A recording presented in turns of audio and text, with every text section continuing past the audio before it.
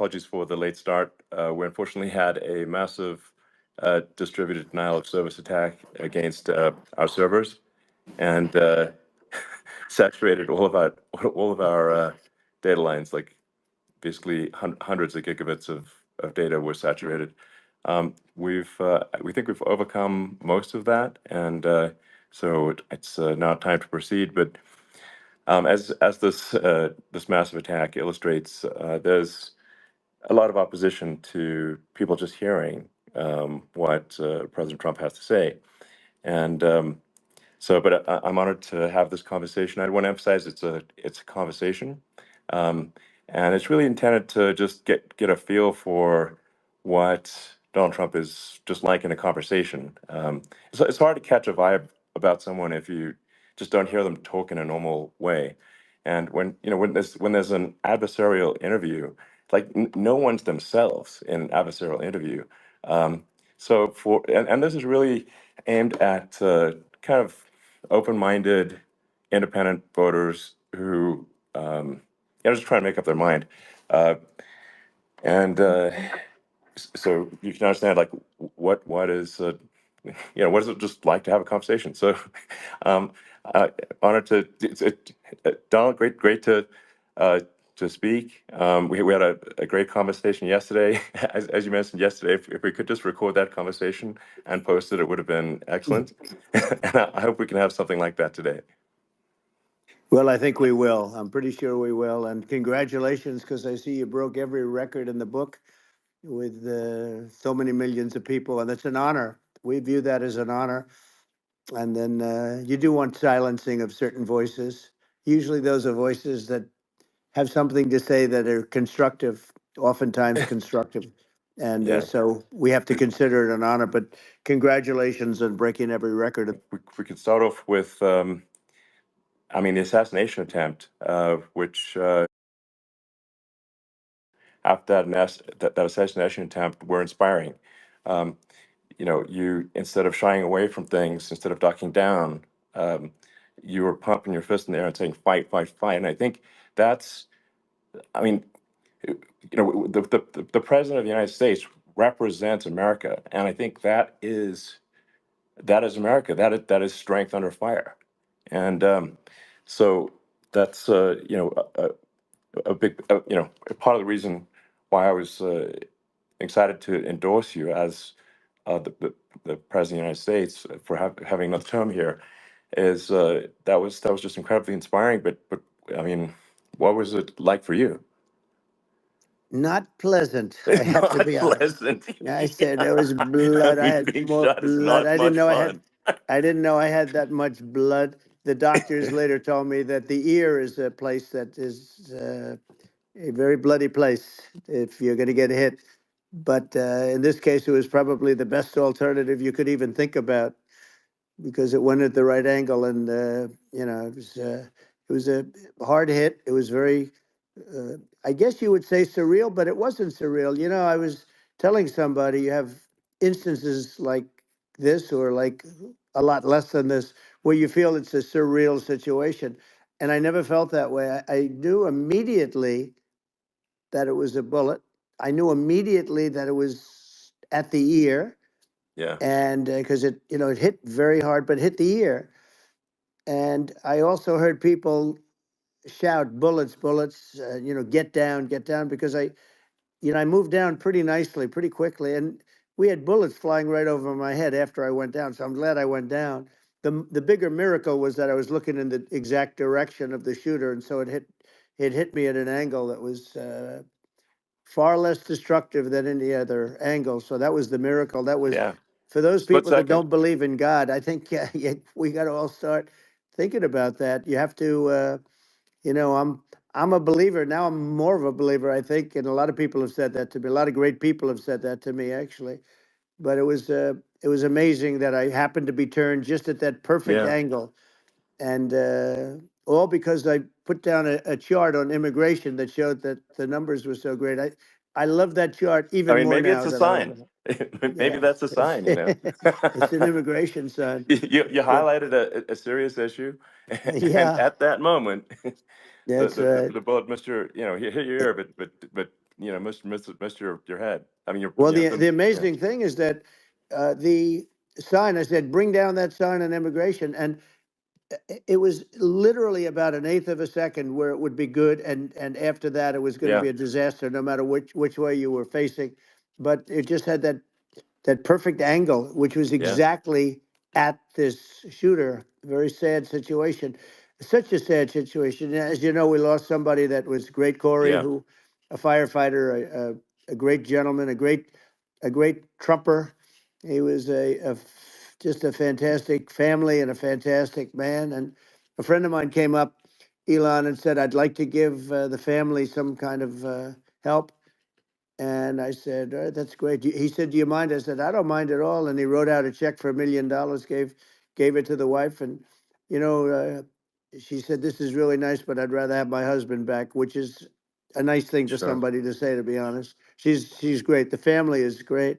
And we raised a lot of yeah, money for them and for two other gentlemen are unbelievable people also. They were hit really badly. They thought they were not going to make it, and they did. The doctors in the Butler area, I tell you, they were incredible. They saved the two, and they were really hit tough, both of them yeah, equally. And we thought yeah, my first question was because I heard bullets flying over me. And I said, "How many people were killed?" Because we had a massive crowd there, a tremendous yeah, thousands and thousands of people, and there was no land. I mean, it was all people. So I said, because I knew there were other shots being fired, sure, and they said, "We don't know yet, but some people have been badly hurt." And I have to give the Secret Service sniper, they call him, or sharpshooter, but sniper, yeah, because he didn't know there was a problem. He's an extraordinary shot, obviously, and he didn't know there was a problem. And he was yeah, able to pick it all out within 5 seconds. And he used one bullet from very far away, I guess probably about 400 yards. The shooter was 130, but yeah, he was on the opposite side of the field and the podium, and he saw the smoke and the flame from the gun, immediately recognized it, and immediately took a shot. And it was one perfect shot from very far away. And if he didn't do yeah, that, Elon, he would have. I mean, if he would have, a lot of people, a lot more people could have been sure, badly hurt and killed. So yeah, I have to absolutely, take my hat off to him because that's also a surreal. You know, he's been with them for 23 years, and yeah, he's never had anything like this. And all of a sudden, he has to act, and it's a very tough thing to sure, act and to be shooting somebody. But he saw the gun, saw the smoke, saw the flame from the gun very far away. I obviously has very good eyes. He's got very good vision, which assume you have yeah, to have in that particular work. But he took absolutely, aim very quickly, and it was they say it was approximately 5 seconds from long range, yeah, one bullet. If that didn't happen, yeah, because the shooter had a lot of bullets, he had a lot of cartridges up sure. there with him, so could Well, have been very. I mean that's clearly he was very confident in taking that shot to stop the attempted assassination. But I mean there does seem to be I mean some pretty significant failings elsewhere in the system. Like there's just no way that like how on earth does a shooter get on a roof 130 yards away? Um, that seems crazy. I think most people people are wondering how on earth could such a thing happen? Well, I view it as two ways. There should have been nobody on the roof. There were people, Yeah, because there were so many tens of thousands of people there. There were people that were seeing him, and there was one woman with a red shirt and right. Trump all over I it, saw and the videos. she's screaming, "That guy's got a gun!" You saw it probably. There's a No, I guy saw up the there videos. with a I gun. mean, So, it's like I'm just. I guess. I mean, for my part, and I think probably many members of the public are wondering how the heck are, you know, basically people wondering by it, pointing out there's a guy on the roof with a gun, yeah, and they're seeing it, but somehow it's not being addressed. That does seem yeah. crazy. Well, they're going to learn from this. The communication between the local police, who sort of had an idea, and then ultimately a man lifted himself up to the roof, could barely do it because he was pulling himself up, and Yeah. he saw the man with the gun. The man with the gun pointed the gun at him. He thought he was probably going to get shot, but he was like pulling himself up. And because of that, he couldn't get to his gun, and he fell down. Actually, very badly hurt his leg, his ankle. I hear very badly, Okay. but he fell down, and he did. From what I understand, he did say there's a guy up there with a gun, and the shooting started very quickly after that. I think it forced the shooter to go maybe quicker. You're supposed to be a very good shot. Yeah. My sons, Don and Eric, they can't believe what happened, but they said from 130 yards, a bad shot would hit that target almost every time. They said it's like in golf, Yeah. sinking a 2-foot putt. Yeah. It's not a tough No, shot. it's not a long shot. The Secret Service person had the long shot. He had triple the Yeah. distance actually. So it was a terrible thing. Look, it's hard. I have to say this about the Secret Service. When I went down, and I went down based on I think they're screaming, but other people also, because people saw this happen. You had so many people. One of the miracles was that nobody ran. I mean, if a gun goes off, the crowd Yeah. control people showed us this. When guns go off, and it does happen in stadiums at a soccer match or some kind of a match, everybody flees. They call it a stampede, like cattle. But everybody, and a lot of Yeah. people get killed with those stampedes. We had Sure. more people than you'd have at some of these matches or these games, and nobody left. You had a small group behind us in the grandstand, and that was full. And you look at it as it was taking place, and normally they'd be running. They didn't leave. They saw that I was hurt. They saw a lot of blood, and they saw that I went down, and it's almost like they wanted to be with me. Well, out front, you had thousands, tens of thousands of people. As far as the eye could see, you had people in Butler, as far as the eye could see, and uh, Yeah. and a lot of press too. There were many cameras on watching this. It's what makes it so different, because normally things happen that aren't good, but you never have a picture of it. Here we have all these cameras shooting it, so Yeah. sort of amazing. But one of the interesting things was that you didn't have anybody flee, you didn't have anybody stampede, Sure. nobody. And there were some people behind me. They stood up and they're looking like, I mean, I'll tell you, Yeah. you Yeah. want to have them in a foxhole with you. I want to meet some of those people, Sure. because Sure. it's so different from what you heard. But so I was down, but the Secret Service Yeah. guys, there were bullets flying right over my head. You could hear them go whizzing, Yeah. and these guys came jumping on top of me, and a young lady, Kate, uh, would jump. They moved so fast, and let me tell you, that took tremendous courage. Now there was a lack of coordination. There was, obviously everybody understands that somebody that building should have been covered, and Yeah, yeah. I mean, that was I the think big that thing. like, I mean, looking at the aerial views, that building would be like the number one spot for a sniper. I mean, it's like the if you were to pick like what is the favorite what if you so if the goal is to assassinate, what's your favorite spot? That building, the You're roof of that right. building would be number one. That would have been the spot. It's like you can ask for a better No, location. It's like number no, that one. would have been the spot. Um, You know what people think yeah, is when the local policeman, who, by the way, he really he did what he was supposed to do. He couldn't hold on any longer.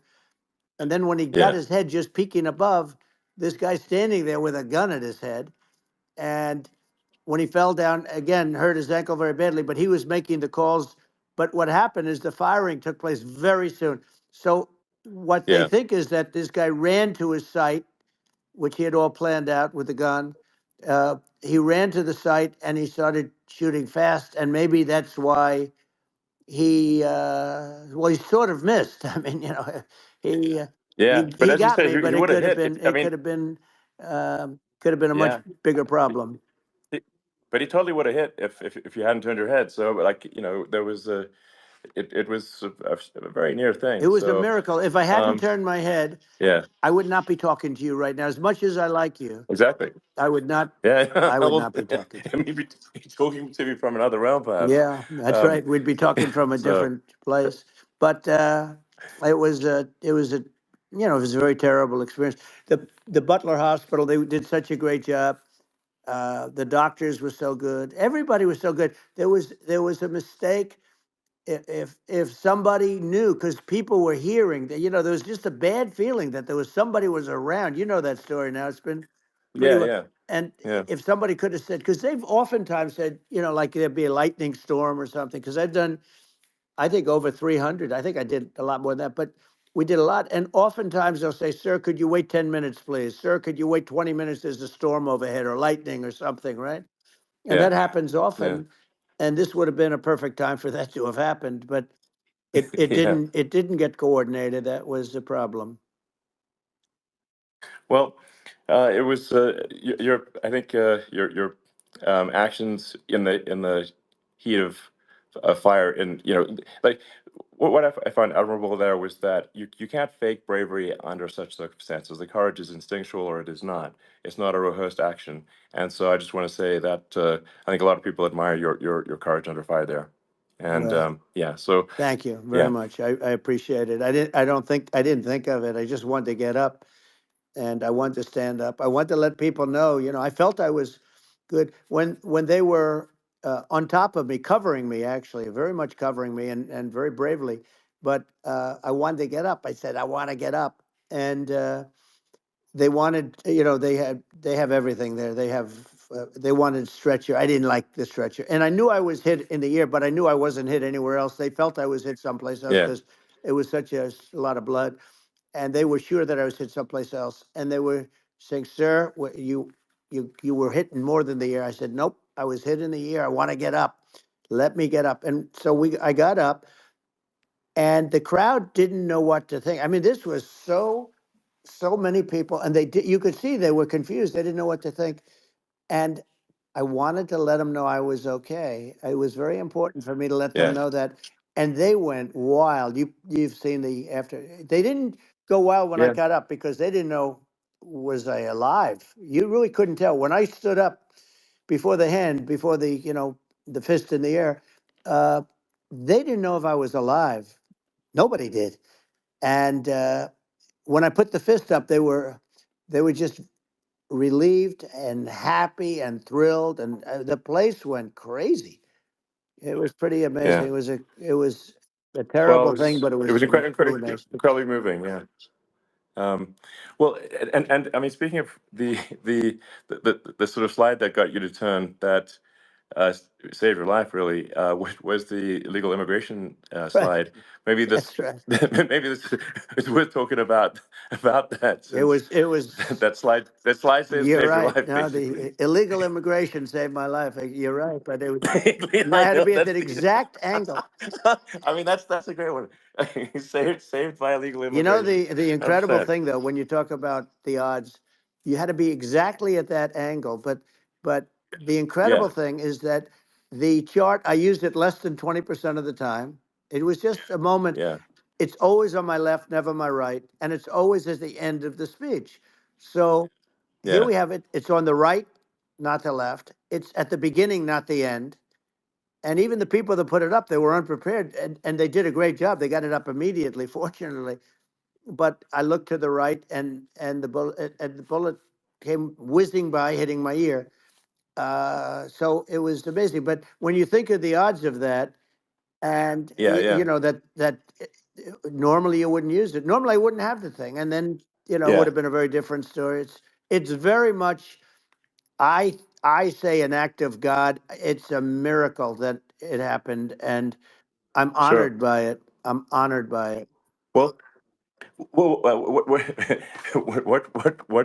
were you about to say about illegal immigration before you were rudely interrupted with a Well, I was bullet? going to say how good the numbers were. By the way, we're going back to Butler, and we're going to go Great. back in October. We're all set up, and the people are fantastic in Butler. It's a great area. Great, these are incredible people. Like the three that, in the case of Corey, killed, and the other two, the families are. I got to know them a little bit, and the families are great. But we're going back to Butler, and I think I'll probably start by saying, as I was saying, As you prior were to saying, being so so, horribly interrupted. yeah, But yeah. So rudely interrupted by an yeah, assassination so I was. attempt. But no, but the chart, Some people have no manners. Elon, the chart was just a chart that in my last week, we had the best illegal immigration numbers, meaning stopping. It was at the lowest. You've seen the chart. It's become quite a famous Yeah, chart, yeah, but that was the lowest yeah. point ever recorded. It was a really, I mean, I was very proud of those numbers. And then you see what happened with these people, Kamala and Joe. You see what happened.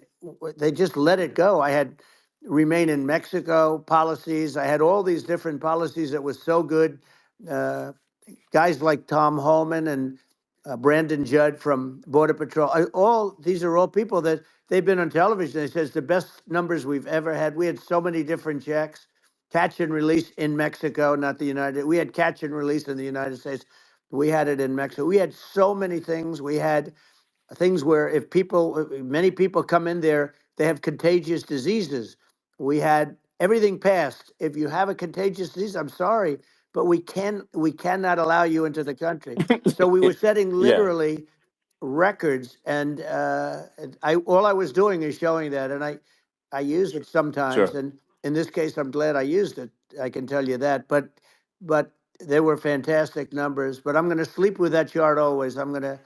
I'll be sleeping with that chart. That chart was very important for a lot of reasons. Well, I mean, would it be accurate to say that you're supportive of legal immigration, um, but but we also need to shut down illegal immigration, and especially unvetted illegal Yes, immigration, because and that's not the same as saying that everyone who's an illegal immigrant is bad. In fact, I think most people who are illegal immigrants are actually good, but you can't tell the difference unless there's a solid vetting of who comes across the border. Does that accurately 100%. represent your position? I say it Okay. very simply. They have to come in legally. They have to be checked Yeah. because look, Kamala was the border czar. Now she's denying it. Everything that I do, she's Yeah. saying she was strong on the border. We're going to be strong. Well, she doesn't have to say it. She could close it up right now. They could do things right now. It's horrible. Uh, no tax on tips, and all of a sudden she's making a speech and there will be no tax on tips. I said that months ago. And by the way, they had just the opposite. You know, they had not only tax on tips, but they hired 88,000 IRS agents, and many of them were assigned to go get waitresses and caddies and all of this on tips. They have a policy. They had a policy that they were really going to go after you and were really harassing people horribly. And then all of a sudden, for politics, she says, you know, she comes out with what I said, which I think is terrible, and I think it's also hitting them very hard. These people are fake. Now they're also saying they did a good job on the border. We had the worst numbers in the history of the world, not of our country. There's never been a country in history that has had a catastrophe like this. We've had, I believe, and I think you believe this too. You know, you hear 12 Yeah. million, 13. I believe it's over 20 million people came into our country, Yeah. many coming from jails, from prisons, from mental institutions, or a bigger version of that is Yeah. insane asylums, and many are terrorists. And I'll tell you what, they're coming not just from South America, they're coming from Africa, they're coming from all over the world. They're coming from Asia, they're Yeah. coming from the Middle East, they're coming from countries that are uh, stupidly and horribly bombing Israel October 7th. They're coming from all over the world. And you know, you look at it's so sad October 7th because it should have never happened. Yeah. It's so sad when Sure. you look at Ukraine. It should have never happened.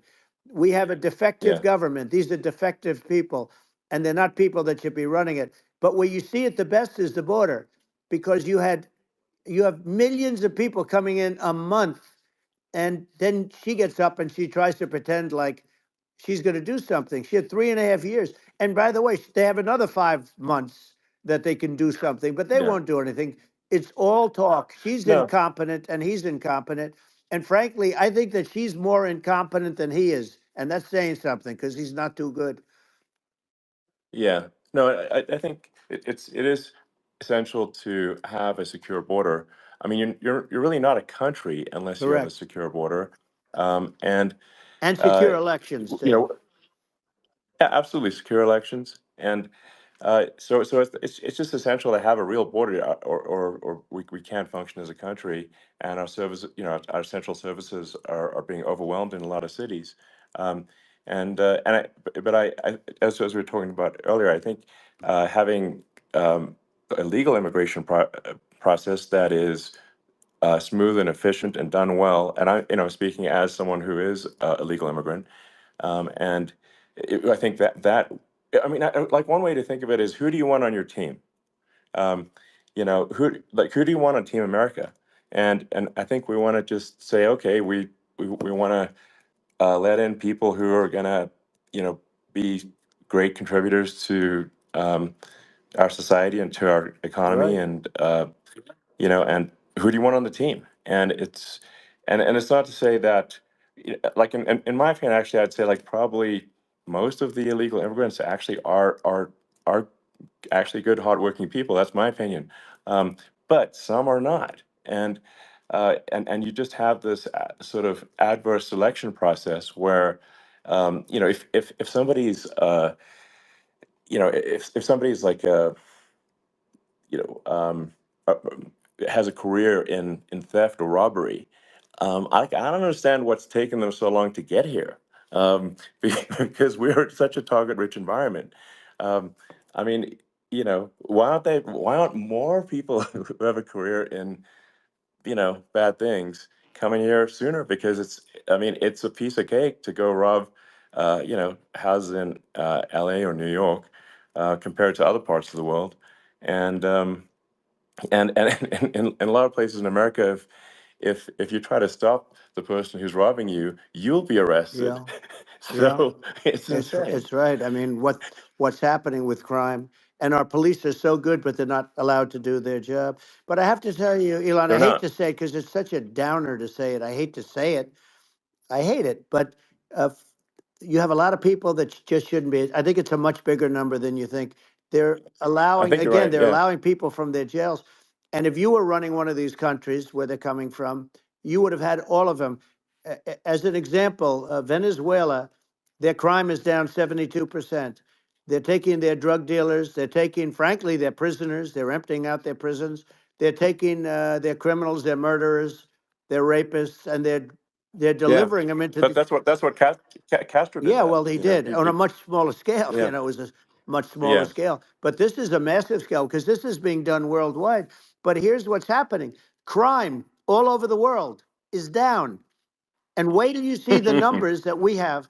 This is migrant crime. This is crime that's going to be. Yeah. And I saw it today in New York where somebody was knifed with raped the girlfriend of a man that stood there watching in New York in one of the shelters and started Sure. pulling out the knives, and bad things happen today. But this is happening every day. These are rough people. These are people that are in jail for Yeah. murder and all sorts of things, and they're releasing them into our country, and they're telling them, if you come back, we're going to kill you. We're going to give you the death penalty or kill you. So they don't want to come back. But these are rough people. Yeah. These are criminals that make our criminals look like nice people, and it's horrible what they're doing. And she's in charge of it because now she's trying to say she Sure. had nothing to do with it, and she's such a liar because she was called the border czar the first day, and it was on the headlines of every newspaper. She's the border czar, and she never even went there. She went to one location which had nothing to do with where the problem is.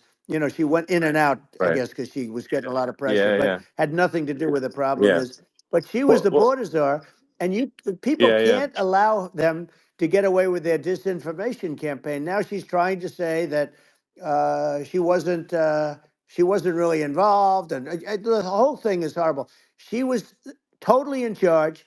She could have shut the border down without him. He didn't know what he was doing anyway, so he wouldn't have even known Yeah. what happened.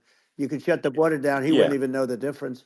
But uh, the fact is that she was border czar. But if you don't have to call her Yes. that, the fact is you could just call her. She was in charge of the border, and the border was the worst Right. ever. It's simply not working. No, It's it's I mean, horrible. whether it's a question of intention or competence, either way, we don't have a secure border, and we have people streaming over like it looks like a World War Z zombie apocalypse at times. And sometimes you got to sort of wonder, like, is it real or not? So because you see things, you're like, is it real? So I went to the border at Eagle Pass, and I saw for myself in Texas, and I was like, okay, it's real. I'm like seeing this in real time. I actually posted the video like just live. I just flew there one day and just to see, hey, is this made up or real? And I'm just seeing people stream across the border, And I have to say, at least the people that I saw did not look friendly. So These are people people. can look at my video and say, hey, Yeah. does these people look friendly? I don't look super friendly. So These are people that um, Elon would not be the same man if he had to walk across the street and look these people in the eye. These are rough people. These are really rough people coming across. And I know rough people. And these are people that we don't want in our country. And the caravans are coming in and they're putting and who's doing this are the heads of the countries. And you would be doing yeah, it, and so would I. And everyone would say, oh, what a terrible thing to say. The fact is, it's brilliant for them because they're taking all of their bad people, really bad people. And I hate to say this, the reason the numbers are much bigger than you would think is they're also taking their non-productive people. Now, these aren't people that will kill you. We have enough of them, but these are people that are non-productive. They are just non-productive. I mean, for whatever reason, they're not yeah. workers or they don't want to work or whatever. And these countries are getting rid of non-productive people in the caravans in many cases, and they're also getting rid of their murderers and their drug dealers and the people that are Yeah, really brutal people. And they're coming into our country yeah, at levels that have never been seen before. And I saw an ad just before I got on the air. I'm walking over here, and I saw an ad by Kamala saying how she is going to provide border security. Where has she been for 3.5 years? For 3.5 years, yeah. No, no. we have 20 million people I poured think is in. It's a terrible Yeah, I thing. think this, frankly, I think this is a fundamental existential issue for the United States. And if we have another 4 more years of open borders, and it's going to be even worse with another 4 more years, it's going to be even worse than it's been for the past, 3.5 years. I'm not sure we've got a country You don't have left a country at that left. point. Elon, if they get in, you will have 50 to 60 million people from all over the world, not South America only. We think of South America, we think of Honduras and El Salvador, Guatemala, and Mexico, the four. But it's not that. It's everywhere. They're coming in from Yeah, everywhere. And I had to stay in yeah, I think Mexico. this is a super important Yeah. point. Like people, it's like basically when I went down there, I was like, well, where are people from? It's like almost no one was from Mexico. To be No, clear, Mexico it's less it's just it's just less it's than just the the others. border. It's just the border with Mexico. But the people coming in, it's Earth, the rest of Earth, and America is only about 4 or 5% of the population of Earth. It would only take a few percent of the rest of Earth to overwhelm everything in the We're U.S. already So overwhelmed, Elon. We're overwhelmed. You had to see the news tonight about New York. New York, and I love that place, and what they're doing to it is horrible, what they're doing to it. And all the courts do is they yeah, try and focus on Trump. Okay, then let's focus on Trump, who did nothing wrong. I complain about a rigged election. Elon, what's happened is unbelievable. You have from Africa, from the Congo, they're coming from the Congo, and 22 people came in from the Congo recently, and they're murderers, and they're dropped. They drop them. They take them out of jails, which is very expensive, to maintain the jails. Although they don't do too much maintaining, I can tell you. But they take them out of jails, prisons. They take them out, and they bring them to the United States. They deposit them in the United States and say, "Don't ever come back, or you're going to be executed." And they don't want to come back, but they won't come back. sure. But they're coming from Africa. They're coming from Asia. They're coming from the Middle East. They're coming from South Well, America. just They're Earth, coming from rest of Earth, everywhere. basically. And there are a lot of Yeah, really everywhere on bad Earth. ones. It's just an everywhere on Earth thing, and it's just not possible for the United States to absorb everyone from Earth, or even a few percent of the rest of Earth. It's just not possible. Well, So Elon, we're going to have that's just to yeah, finish this up. We're going to have the largest deportation in history of this country, and we have no choice. Otherwise, we're going to have a country. What they've done to our country. Think of it, with in Venezuela and in some of these other countries, crime is down 50, 60, 70, 80%. And you would be the same. You would have. yeah, I'll yeah, tell you what, Venezuela has not gotten rid of all of them. They've gotten rid of about 70% of their really bad people. Their jails are about 50% uh, put into the United States. Same with other countries. Some sure, are at 30%, some are at 50%. They're all different. But the bottom line is they're all going to be at 100%. Why wouldn't you put 100% of, yeah, and they're doing it right now while this third-rate phony candidate, don't forget, I beat Biden. He failed in the debate miserably. And, some people said, oh, gee, it's too bad. It's too bad he did so badly, or I did well in the debate. The first night they said, wow. One of the people at CNN said that was the greatest debate performance I've ever witnessed. And then 2 days later, they didn't talk about that. They just said he was bad. But that's okay. That's the way I get treated. And I don't mind that at all. What I can tell you is this: we cannot have a Democrat. We cannot have her. She's incompetent. She's as bad as Biden in a It's different. Look, yeah. she hasn't done an I mean, interview since this yeah. whole scam started. Well, And say what you want. This yeah. was a coup. This was a coup of a president of the United States. He didn't want to leave, and they said we can do it the nice Yeah. way or we can do it the No. hard way. Yeah. Not, I mean, they just took him out back behind the shed and basically shot him. What they did Biden. with this guy, So and I'm no yeah. fan of his, and he was a horrible president, the worst president in history. And one of the reasons he was so bad, first of all, the Israeli attack would have never happened. Russia would never have attacked Ukraine, and we'd have no inflation. And we wouldn't have had the Afghanistan mess, if you think of it, Well, and we wouldn't have had yeah. Afghanistan. But we think of it, Well, yeah. you take a few of those events away, and we have a different world. We would also have No, no no, you're yeah. inflation was caused by oil. Yeah, no, no. I think you're making an excellent point here, which is that when other countries can, that are, are thinking about invading or doing bad things, when they're thinking about that, they're thinking about, okay, what's the American president going to do, and do they fear the American president, or is there someone they do not respect or and do not fear? And I think they would they rightfully be. I mean, look at that the footage of the assassination. They're like, okay, uh, President Trump is like, don't mess with me.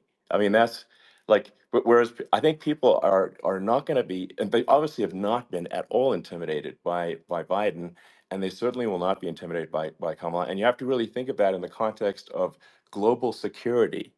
That if the American president is someone that, like, evil dictators are scared of, that makes a huge difference to the security of the world. So I had a good relationship with Putin, despite the Russia hoax that lasted for over 2 years. Just a hoax created by Hillary Clinton and Adam Shifty Schiff, some just bad people, just sick people, frankly. I mean, Schiff is a sick person. He's going to end up probably being a senator. It's hard to believe. The whole thing is hard to believe. But, they put our country in danger with that stuff, too. They actually, when they make up stories, and you have to fight your way out of it for a long time. But I know Putin very well. I got along with him very well. He respected me, and it's just one of those things. And we would talk a lot about Ukraine. It was the apple of his eye. But I said, don't ever do it. Don't ever do it. I shut down Nord Stream 2. That was the big oil pipeline, the biggest, I think, the biggest pipeline in the world going all over Europe. I shut it down. Biden came, and then they say Yeah, I loved Russia. I was a friend of Putin, and I loved Russia. No, he actually said to me one time. He said, "If you're my friend, I'd hate to see you as an enemy." I shut down his pipeline, the biggest pipeline. They were looking at that to yeah, fund, and this pathetic president gets in there, and the first thing he did, one of the early things he did, is he shut down.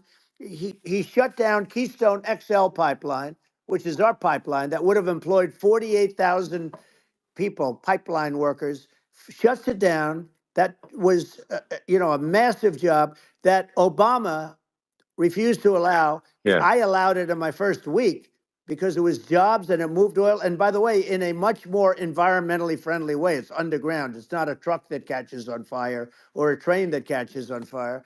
But think of it. He shut down the uh, XL pipeline, the Keystone XL pipeline. He yeah. shuts that down and he approves the Russian pipeline, Yeah, it doesn't make any right? sense. It's like it's inconsistent. Certainly but I mean, I think it's just worth emphasizing, to listeners the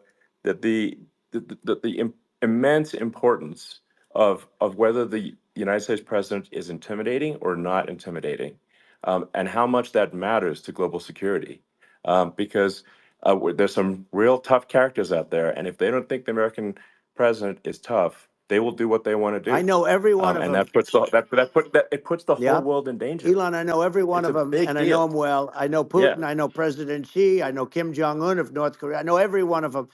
And let me tell you, people will say, "Oh, this is terrible." He said, I'm not saying anything good or bad. They're at the top of their game. They're tough, they're smart, they're vicious, and they're going to protect their country, whether they love their country. They probably do. It's just a different form of love, but they're going to protect their country. But these are Yeah, tough people at the top of their game. And when they see a Kamala or when they see Biden, Sleepy Joe, they can't even yeah, believe it. They can't believe this happened.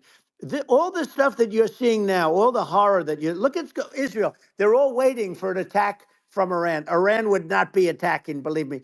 You know, when I was there, and I say it with respect because I think we would have been good with Iran. I don't want to do anything bad to Iran, but they knew not to mess around. Iran was broke because I told China, if you buy from Iran oil, it's all about the oil. That's where the money is. But if you buy oil from Iran, you're not going to do any business with the United States. And I meant it. And they said, we'll yeah, pass. yeah. They didn't buy oil. Other countries, likewise. Sure. You want to buy, you're not doing business with the United States. And they were at a point where they had no money for Hamas. They had no money for Hezbollah. They had no money for any of these instruments of terror. And it was amazing. In fact, there were articles when I was leaving, which is hard to believe, actually, especially when you look at what's happened to our country. Our country is so bad right now. It's such a different place. We were respected. Think of it. 4 years ago, we were so respected to a point where when I said don't buy oil, they didn't buy oil, but they had no Yeah, money, yeah, and Israel would have never been attacked. Zero chance. And again, I said to Vladimir Putin, I said, don't do it. You can't do it, Vladimir. You do it, it's going to be a bad day. You cannot do it. And I told him things that what I do, and he said, no way. And I said, way. And you know, it's the last time we ever had the conversation. He would never have done. I got along well with him. I hope to get along well with him again. You know, getting along well with them is a good thing, not a bad thing. I got along well with Kim yeah, Jong Un when I met with President Obama just before entering. You know, it's a sort of a ritual. And I sat down with him and we talked. It was supposed to be for a very short period of time. It turned out to be a long period of time. I said, "What's the biggest problem?" He said, "North Korea." I had that problem worked out very quickly. It was nasty at the beginning with Rocket Man and all the different things, yeah. but all of a sudden I Those got a some those call. those some Oh, those were some epic tweets, by the way. yeah, they Those were were no, like they were epic. absolutely. Everything he said that he has a I- red button on his desk. I said, I have a red button on my desk too, but my red button is much bigger, and my red button works. And then I called him Little yeah. Rocket Man. If Little Rocket Man. Anyway, here's the bottom line. All of a sudden I got a call from him and they said they want to meet. They want to meet me. And we met, Yeah, as you remember, we met in Singapore. We met also in Vietnam. And I got along with them great. We were yeah. in no danger. But Yeah. It's President because Obama thought they we were going to respond. end up in Yeah, a nuclear war with him. And let me tell you, he's yeah. got a It's not lot of true. nuclear Yeah, stuff too. He's exactly. got plenty of nuclear. It's He can do plenty of damage. it's So, yes. I mean, it's because I mean, people like Kim Jong Un. They respond to yeah. strength, not weakness. Well, And if you he and I project had a good strength, relationship. you're good. Remember, I Yeah, remember I met him and we walked onto his land. Nobody ever walked onto his land before. I walked onto. I wouldn't yeah. say. That Let's bring was up cool. Secret Service again. I wouldn't say they were thrilled when I did that. I walked onto his land, and it was an amazing period. But we were not in danger with him because of me. You know, I always Yeah, say that we have enemies on the outside and we have enemies on the inside. We have some really bad people in our government and people that are and controlling of the people. I mean, I'd mention names, but I really don't want to give them the credit. But we have some really bad, and I say they're more dangerous than Russia and China. If you have a smart president, a president that gets it, we are not in danger from those countries because they need us and they need our help. I mean, we forced Obama, if you think about it, Obama and Biden and Bush, to a certain extent, in all fairness, forced Russia and China together. And if you're a history student, the first thing you learn is you cannot let Russia and China align. But then they also got, if you take a look, Iran and they have North Korea. That's, they call it the axis of evil. In the old days, you had the axis of evil. Here we have a modern day axis of evil. These are powerful countries, very heavy nuclear, which is the biggest threat. yeah, The biggest threat is not global warming, where the ocean's going to rise one eighth of an inch over the next 400 years. the big, and you'll have more oceanfront property, right? The biggest threat is not that. The biggest threat is nuclear warming, because we have 5 countries Well, now that yeah, have significant nuclear power, and we have to not allow anything to happen with stupid people like Biden. Biden did something with Russia. There was no chance of him ever going in. And when I left, and then after I left, they started forming big armies on the border with Ukraine, right? And I looked at that, and I thought he was doing that because Putin's a good negotiator. I thought he was doing that to negotiate. But then Biden started saying such stupid things. For instance, he said that it can be a NATO country. Now, Russia, for as long as there's been NATO, has said we're never going to agree to that. And we go right up front and say that. And we did things and said things through this president with a low IQ, very low IQ. He had a low IQ 30 years ago, by the way, but now he might not even have a IQ at all. There's nothing on the board that goes this low. He said things that were so stupid that war would have been that war had zero chance of happening if I were there. Zero chance. He was saying everything yeah, the opposite. Everything the opposite. And it's so sad because many more people have been killed in Ukraine than you read about. You don't read about how bloody it is and how disaster. Hey, sure, look, just in the two armies, you lost 500,000 people. And yeah. Ukraine's It's having a hard time. Ukraine, I don't know if you saw yeah, the article recently, and it's true. You don't hear the true story, but if you think about it, Russia's gone. Russia defeated Germany with us, and they defeated Napoleon. They've been around a long time. They're a big fighting yeah, force, sure, of and it's very course, unfair. And Ukraine now doesn't have enough men. They're now using young men and very old men to fight, and we're in a very bad position. And I'm not going to blame exclusively, but I can tell you, I could have stopped that, and a smart president could have stopped that. It wouldn't have happened. But we had a yeah, man that actually made it. It made it more prevalent. It was so bad. The words that he was using, the stupid threats coming from a stupid face that he was using. I said, this guy's going to cause us a war. He's going to cause us. And let me tell you, yeah, it can yeah, lead to World War III. That can lead to World War III. The Middle East can lead to. We have numerous places that could end up in a yeah. World War III right now for no reason No, whatsoever. I think you're right. I think people underrate the risk of World War III, and it's just when you're looking at the risk of global thermonuclear warfare, it's game over for humanity, and that's it's something that people have, I think, after the end of the Cold War, people have become complacent about, but they actually have forgotten that there are currently a lot of nuclear missiles that have targeting parameters for the United States from other 100%. countries.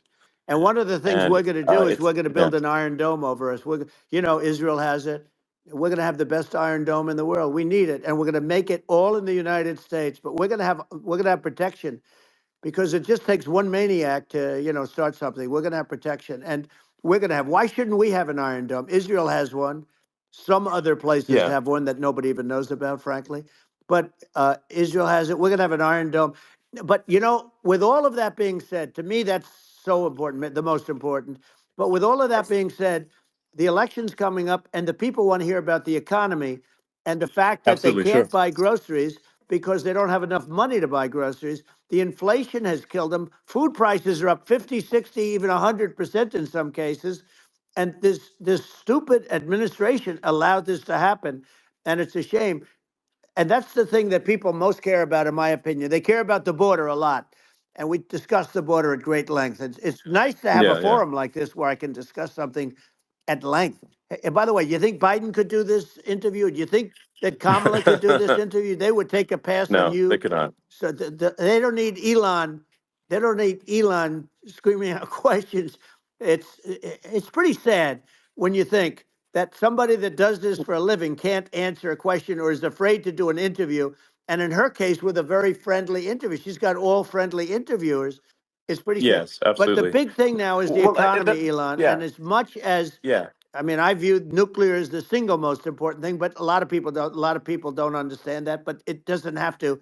If I understand it, that's all you need. Because if I was president, you're not going to have that kind of a problem. But the thing that they really is making them angry is what Kamala and Biden have allowed to happen to the economy. It's a disaster with inflation. The inflation, it Yeah. doesn't matter what you make. The inflation is eating you alive. If you're a worker or if you're just a middle income person, you can't afford.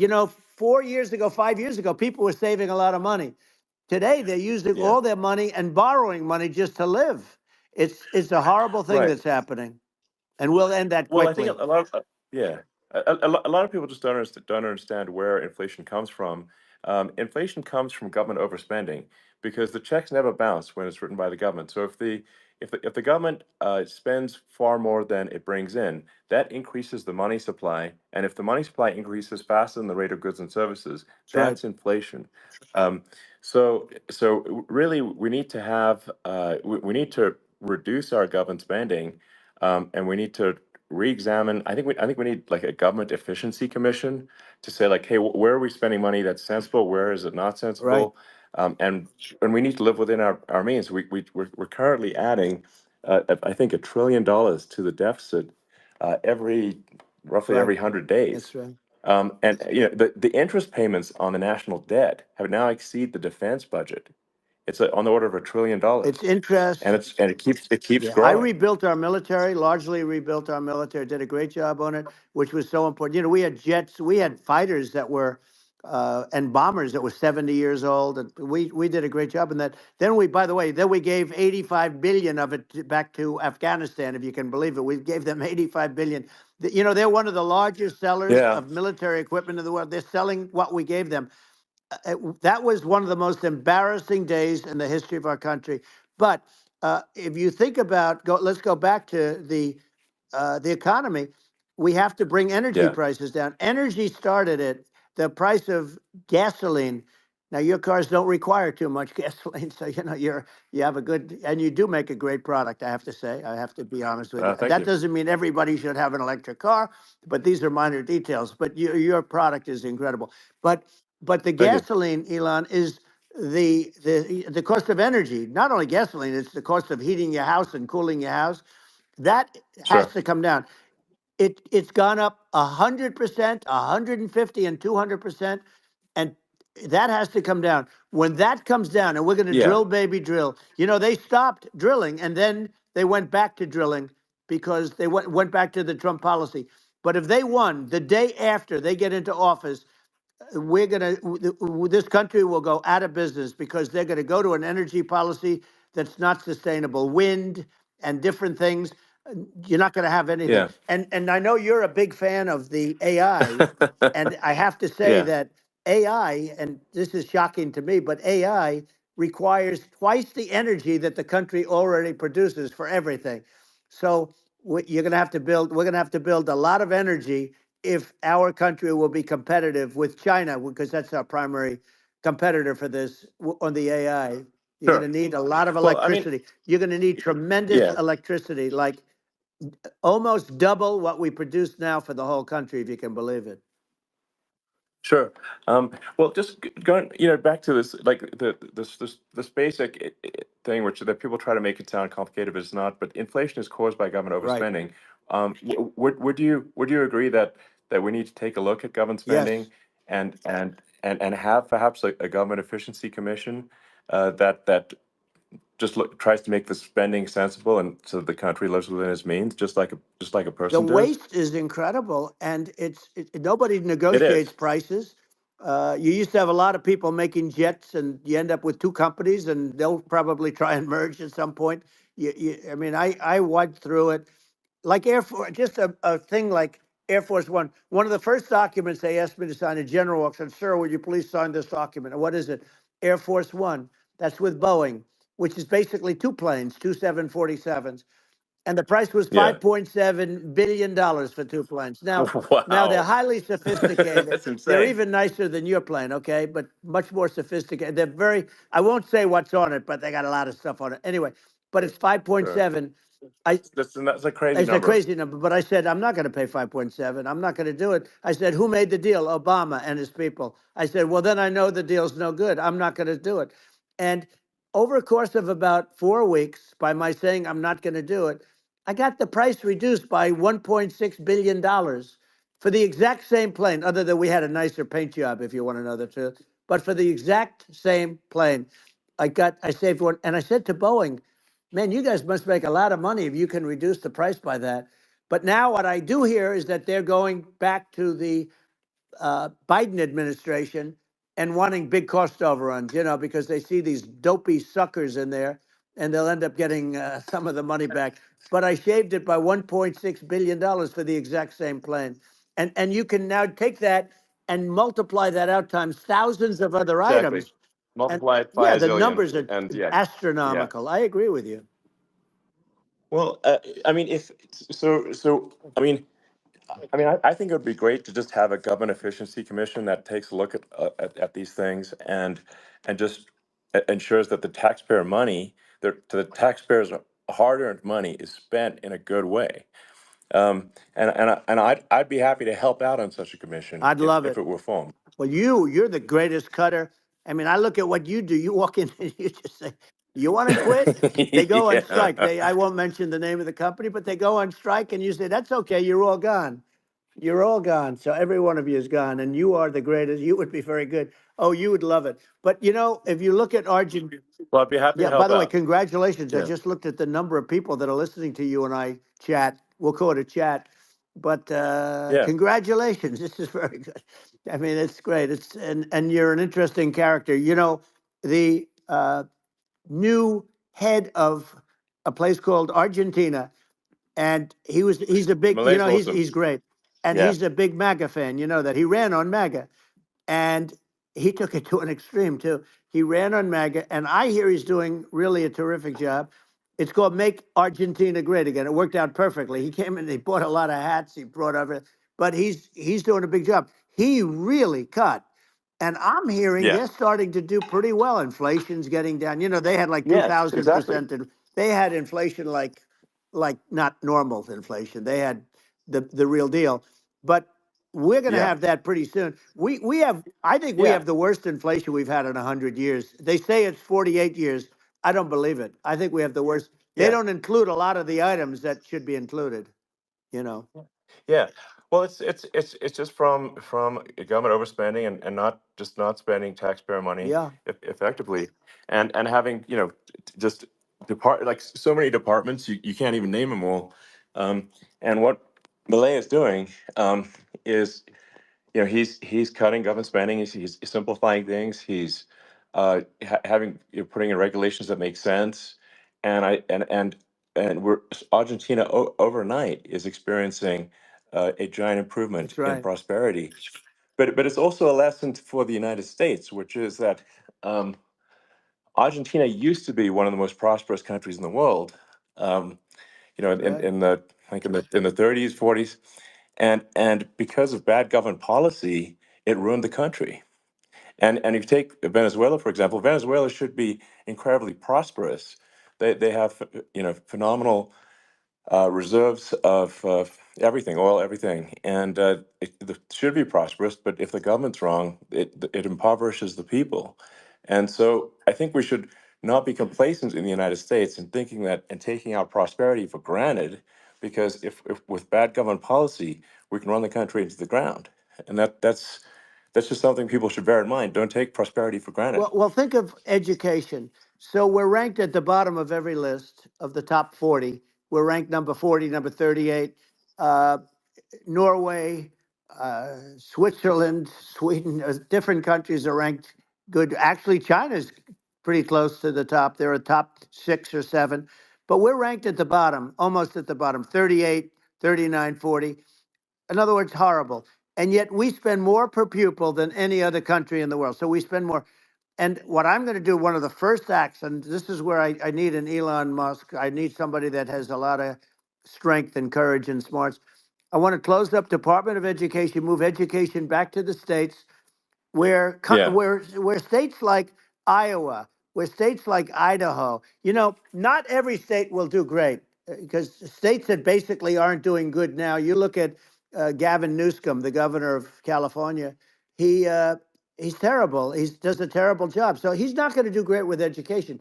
But of the yeah, 50, I would bet that 35 would do great, and 15 of Yeah, them, or 20 of them will be as good as Norway. Norway is considered great.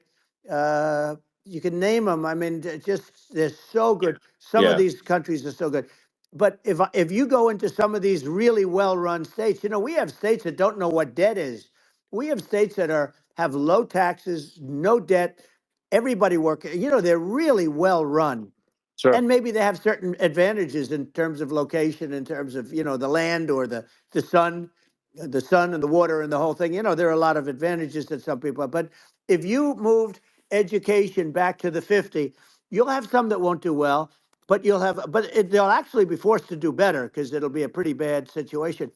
Yeah, But if you think well, about it, yeah, you'll have some yeah, of yeah, these states. I'll bet you'd have 30, 35 states. It'll be much better. And you know what it'll cost? Less than yeah, half what it is in Washington.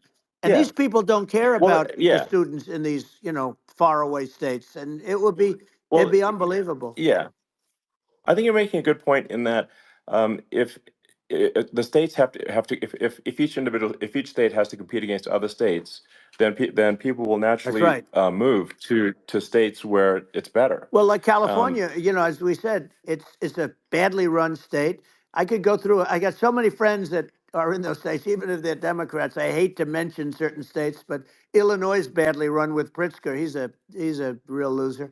But yeah, but some of these places are just badly run. But it's almost going to force them to run better, and they won't do a good at initially. But you're not going to do worse than you're doing right now. And I would say that yeah, the cost, you would cut your cost by 50 or 60%. And you'd have a little yeah, yeah, monitor. You want to make sure they're teaching English as an example. Give us a yeah. little English, right? Sure, yeah. Right? No, but I mean, to what I mean, some of these governors are doing so badly. I mean, they got so many people moving out of their state. They should get U-Haul Salesman of the Year award because they're driving so much U-Haul It's sales. actually Because just amazing. people moving out, Isn't it amazing to you as a businessman that they can even survive? Like Illinois, so many people are leaving, and you wonder, how do they survive? I mean, how do they survive? Uh, I saw where you left California and you moved to Texas. Texas does a great job. But, I Yeah, mean, I just wonder, how do these states survive when big businesses, a big oil company just left California, as you know, and they moved to Texas. How do these big states survive when they lose so many businesses and their taxes are already really high? The taxes are among the highest yeah. taxes. You almost wonder, how do they continue on? And in many cases, the governors don't do a good job in their crime-ridden places. You wonder, how do they continue to just go on? It's Well, not a good I think there's. situation. I mean, I think the only thing that's going to force some of these states to change is if they risk bankruptcy and they're not getting bailed out by the federal Right, government. right. Well, you're That's gonna that's you're the gonna only thing have that's going to that. get them to change. You remember the Yeah, area in California where they had that, where I guess somebody had sticky fingers and they stole a lot of money, and they went into a form of chapter, and it was very yeah, nasty for yeah. a period of time. But now it's probably the most popular place in all of California. So at some point, something like that may have to happen. But the problem is, you can't penalize people that loan money to the state when you have incompetent people like a Pritzker. Look, the family didn't want him in the family business, and then he ends up being governor of Illinois. So what is he going to be? Is he going to be a great governor? And you have people. I could name every one of them. I got to know every one of Yep. these, and some are very good, and some are just horrible. Well, I think that I mean the larger point here, too, as you're saying, like a lot of people are concerned about the economy, a lot of people are concerned about inflation, and inflation is effectively a tax on people that save money Yeah, and for people that are working day to day, it's just a form of taxation, and if we can solve the government spending problem, we'll solve the inflation problem, which means people will have a better standard of living, and yeah. that's a really big Well, the deal. people that got hurt Um, worst are the people that did it the way they were taught to do it all through, their younger life and their young life and their whole life. The people that saved money and then they got no interest on their money and inflation destroyed them. And frankly, they were almost better off if they didn't do anything like that. I mean, those people have been absolutely decimated, and we're going to bring those people back and help those people. We've got to get the prices down. when I look at bacon costing 4 or 5 times more than it did a few years ago, Sure. when you look at some of the food products in grocery stores, people go, they can't believe it. They used to be able to buy a whole cart, and today, a lot of people just don't have the money. They go in and they can't buy anything. They look at Yeah. it's It's sticker I shock. think They it call it yeah. sticker shock, right?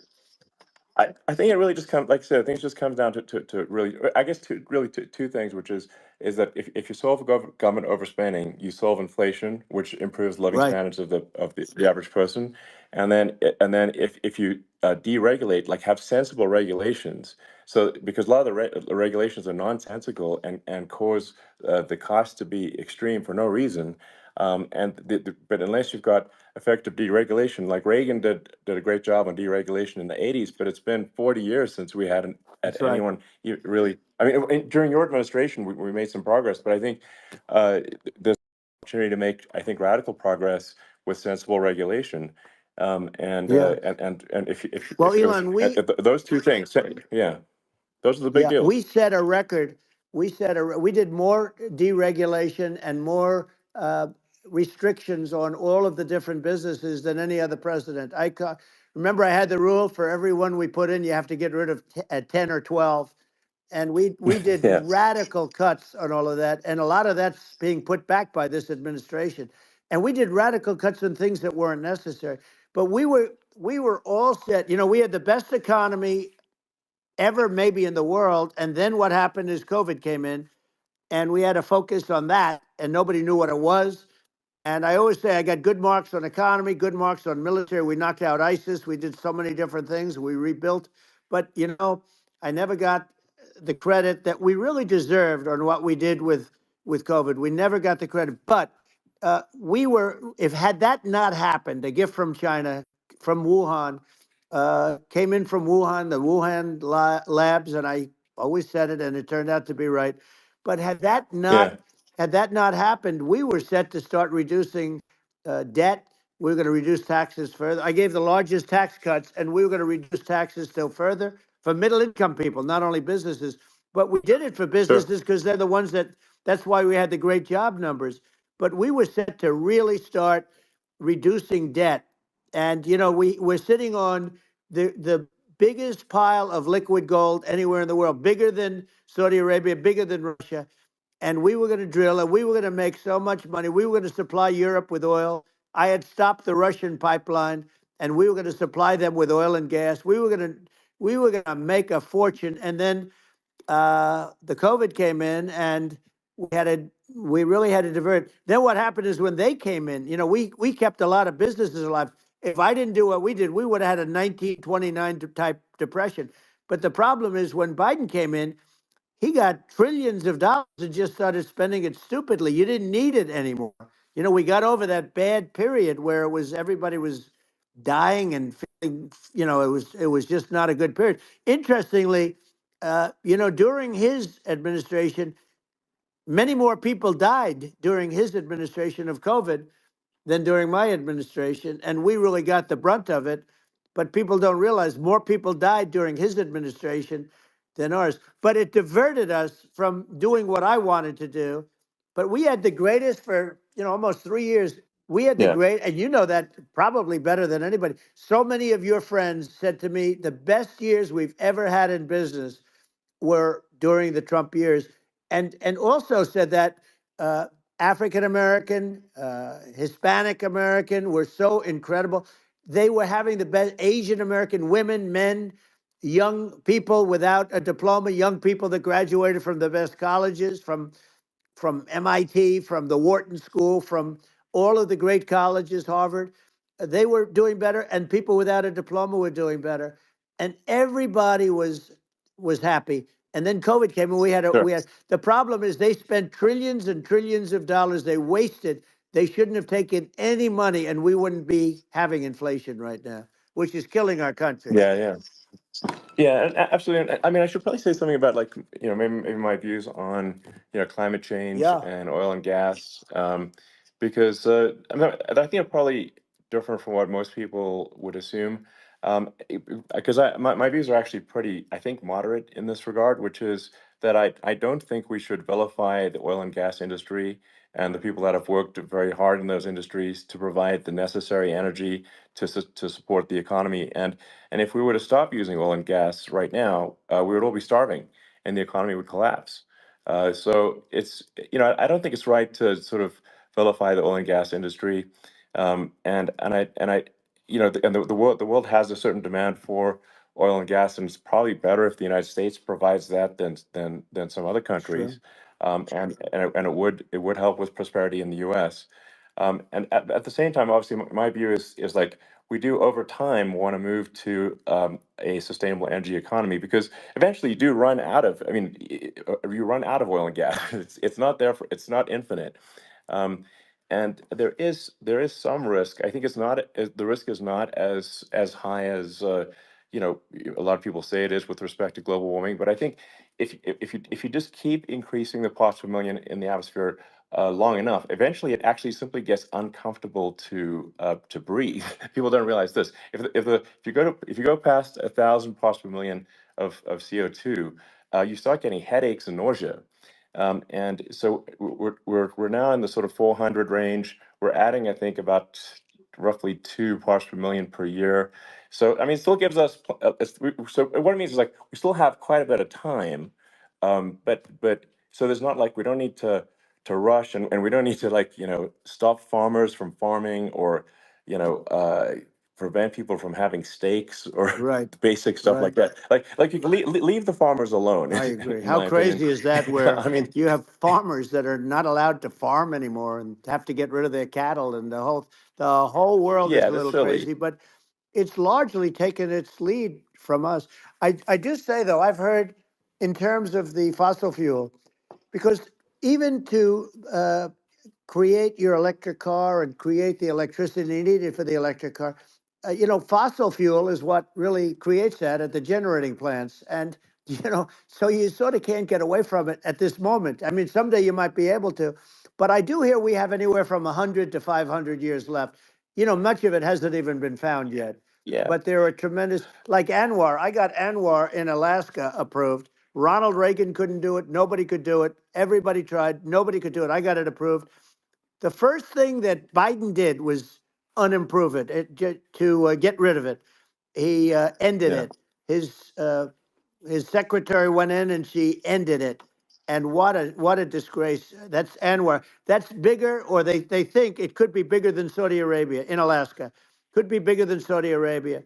But they went in and they terminated it. And I'll get it going very quickly, because not only is it big for Alaska, I mean, you talk about economic development, that for the United States, I mean, that is, they say bigger than Saudi Arabia or the same size, and pure, yeah. really good stuff. And, they end it. So I think we have, perhaps hundreds of years left. Nobody really knows. But during that Yeah. during that I mean, time, my something will estimate. come around that will be Yeah, very good. yeah. Yeah. Well, I mean, and my estimate would be, a little more uh, aggressive than that, but it's not the sort of like we're all going to die in 5 years stuff. That's obviously BS. Um, but I mean, my view is like if you just look at sort of the parts per million that increments every year, you get sort of 2 or 3 parts per million every year of CO2. Uh, y- I mean, I think some of that it's problematic if it accelerates, if you start going from two or Right. three to say five, and then there may be some situations where you get just a step change increase in the CO2. Hmm. Um, and and I think we don't want to get too close to 1,000 ppm, because like that's actually makes it uncomfortable to breathe. Like just existing in 1,000 ppm CO2 is uncomfortable. That's like that's considered like an industrial hazard. Right. Just so so it's that's actually you start getting headaches and stuff. So it's even without global warming, it's not comfortable to live in. So you don't want to get too close to that. But I mean, I think we've got. I think we want to just move over, and like, and if I don't know, 50 to 100 years from now, we're I don't know, mostly sustainable. I think that'll probably be okay. Um, so it's not like the house is on fire immediately, but I think it is something we need to move towards. And on balance, it's probably better to move they're faster than slower, but like I said, without vilifying the oil and gas industry, and without causing hardship in the short term. I think this can be done, um, without, but people can still have, a stake, and they can still drive gasoline Sure. cars, and it's okay. It's like, it's not. I don't think we should vilify people for it, but I think we should just generally lean in the direction of sustainability. And I actually think solar is going to be a majority of Earth's energy generation in the future, and it's certainly trending that way. Mm-hmm. And so you get the solar power, combine that with batteries, so because obviously the sun doesn't shine at night, and then you use that to charge the electric cars, and you have a long-term sustainable solution. And that's what Tesla's trying to move things towards, and I think we've made a lot of progress in that regard. But when you look at our cars, we don't believe that environmentalism, that caring about the environment should mean that you have to suffer. So we make sure that our cars are beautiful, that they drive well, that they're fast, they're sexy. I mean, they're cool. In fact, literally, I made this sexy joke: Model S, Model 3, Model X, and Y spells out sexy. It's probably the most expensive joke out there. Right.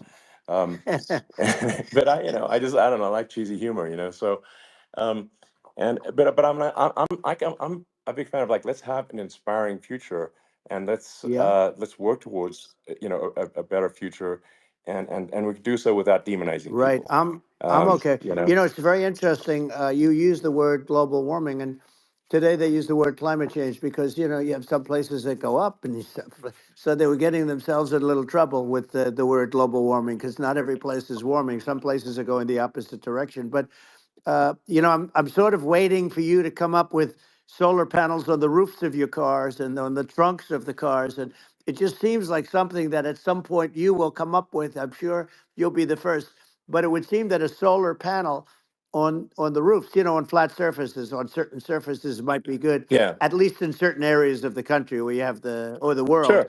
where you have the sun. But I would think, and I have no idea because that's not my world, but I would think that this would be something that would be interesting. But the one thing that I don't understand is that people talk about global warming or they talk about climate change, but they never talk about nuclear warming.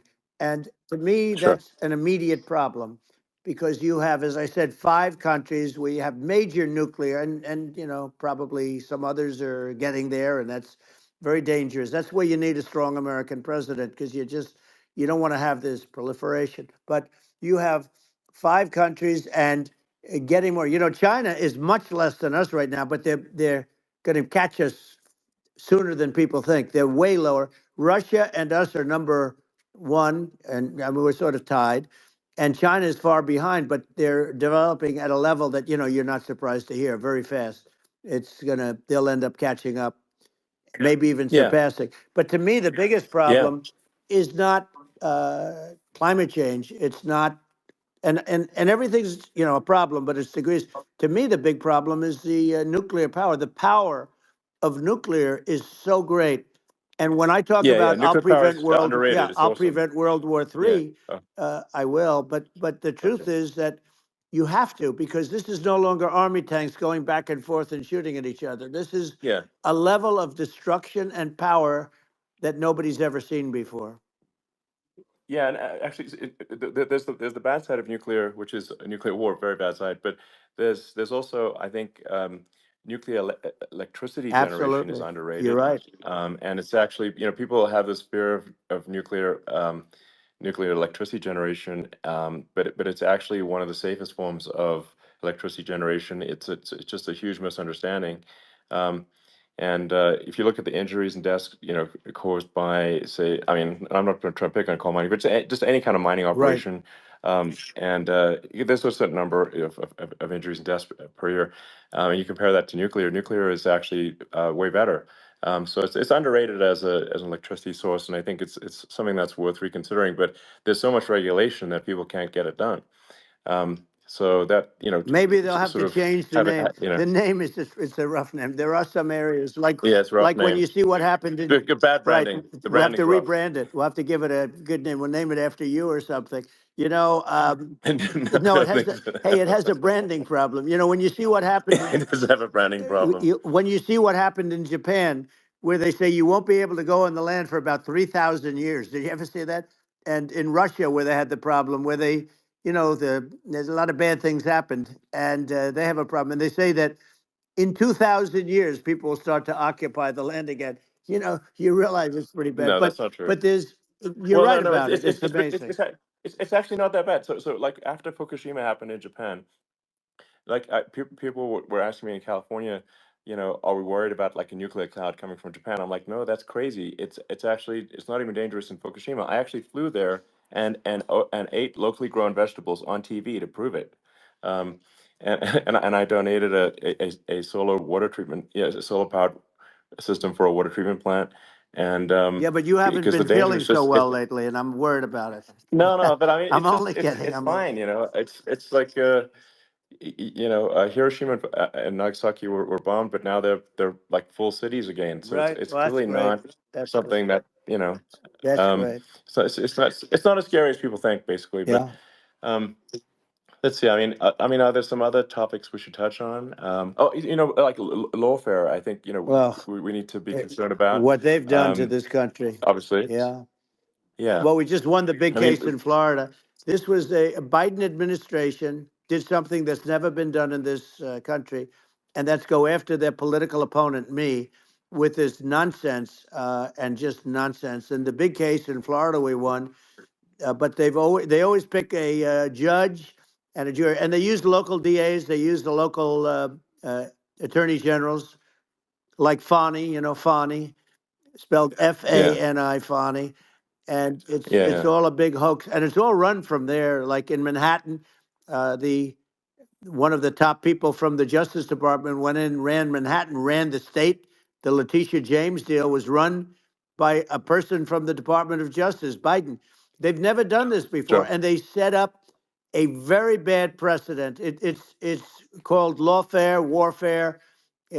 Yeah, It's a terrible thing, and never happened in our country. It does happen in banana republics and third world countries, but it's never yeah, happened. And the incredible thing is it actually drove my numbers up because people see, fortunately I have a platform like you, or in all fairness, like a conversation like this where I can talk about it and people understand. I mean, you fight for election integrity and you end up getting indicted because you're fighting for election integrity. And when the day comes that you can't fight for election integrity, you don't have a country anymore. So what yeah, happens is they went after their political opponent, me. Now Biden's, close to vegetable stage, in my opinion. Okay, I looked at him today on the beach, and I said, why would anybody allow him? The guy could barely walk. Why would anybody allow him? Does yeah, he have a political advisor that thinks this looks good? He thinks this looks good because it looks so bad, and it's ridiculous. I mean, and he's been doing right, that right. for a long time. He can't lift the chair. The chair weighs about 3 ounces. It's meant for children and old people to lift, and he can't Yeah. lift it. The whole thing is Well, crazy. he's clearly not, I mean, he's clearly like we just don't have a president right You now. don't That's have a just obviously the president, and case. she's going to be worse than him Um, because she is a San Francisco liberal who destroyed San Francisco, and then as Attorney General, she destroyed California. You talk about location, and we're talking about the sun and the water and all. There's nothing better than California. She has destroyed that. She was the original DA. She was the original in San Francisco. She was the original Attorney General in California. What she has done to California is, well, you know better than I do. You just left California for a lot of those reasons.